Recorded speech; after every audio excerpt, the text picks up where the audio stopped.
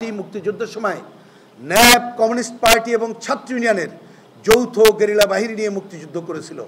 সেই মুক্তিযুদ্ধের deputy commander ছিলেন যিনি নিজে অস্ত্র হাতে লড়াই করেই যারা দেশকে স্বাধীন করেছেন তার অন্যতম আমাদের বীর মুক্তিযোদ্ধা পার্টির সভাপতি কমরেড মোহাম্মদ শাহ আলম এখন কথা বলছেন।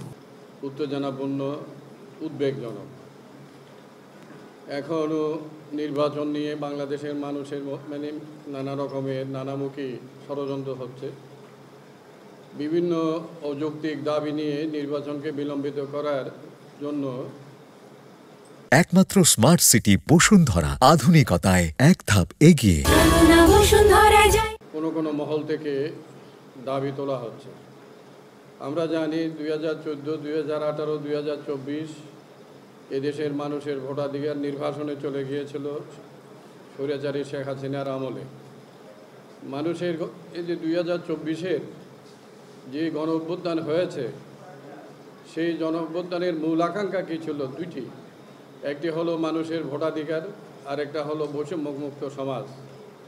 মানুষের ভোটাধিকার যে আকাঙ্ক্ষা, সেই ভোটের দাবি করলে বিএনপির কথা বলা হয়। আমরা সাংবাদিক বন্ধুদেরকে স্পষ্ট বলতে চাই, ভোটের আকাঙ্ক্ষা এদেশের আপামর জনগণের, কেননা তারা 2014 থেকে তাদের নিজের ভোট প্রয়োগ করতে পারে না। আমরা এটি বিএনপির একার বিষয় না, গোটা জাতির প্রত্যাশার বিষয়। দেশ একটি গণতন্ত্রের পথে হাঁটবে।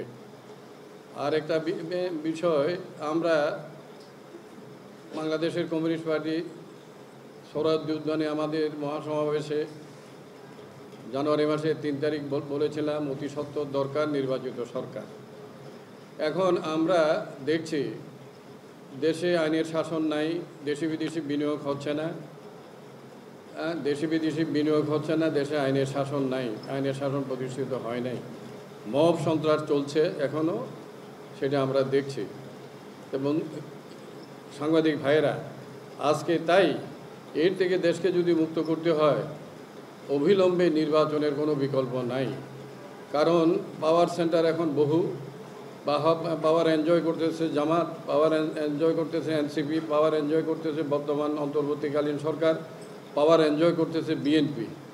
তাহলে এই যে এত সেন্টারের যে পাওয়ার আজকে বিভক্ত হয়ে আছে, এই যাতে মানুষ অতিষ্ঠ যে আসল ক্ষমতা কার হাতে।